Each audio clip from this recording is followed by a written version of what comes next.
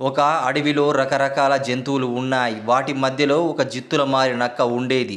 ఒకరోజు ఆ నక్క దారి తప్పి పక్కనే ఉన్న ఊరిలోకి వచ్చింది. అక్కడ దానికి ఒక పెంపుడు కుక్క ఎదురుపడింది. కుక్క మెడలో ఉన్న బిళ్ళను చూసి నక్కకు ఆశ్చర్యం కలిగింది. దాని గురించి అడిగింది.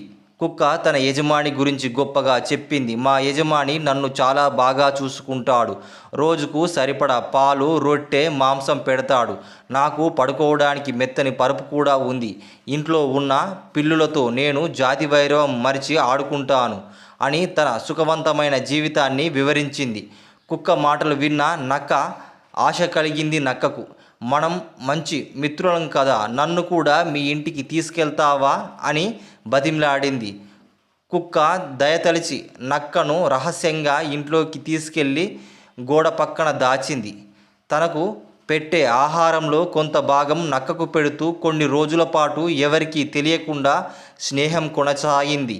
కొన్ని రోజుల తర్వాత యజమానికి భయపడి నువ్వు ఇక అడవిలోకి వెళ్ళిపో అని కుక్క నక్కను కోరింది.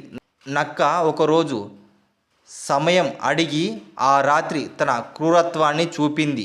కుక్క నిద్రపోతున్న సమయంలో ఇంట్లో ఉన్న పిల్లులను చంపి తినేసింది. తన తప్పు కుక్క మీదికి నెట్టడానికి మిగిలిన ఎముకలు నిద్రిస్తున్న కుక్క పక్కన పడేసి అక్కడి నుండి పారిపోయింది. తెల్లారిన తర్వాత యజమాని పిల్లులు ఎలుకలను చూసి కుక్కే వాటిని చంపి తిందా అని నమ్మాడు. కోపంతో కుక్కను చితకబాది ఇంటి నుంచి తరిమివేశాడు. దుర్మార్గుడైన నక్క మిత్రుడిగా నమ్మి తప్పు చేశాను, నాకు తగిన శాస్తి జరగాల్సిందే అని కుక్క బాధపడుతూ వీధి పాలైంది.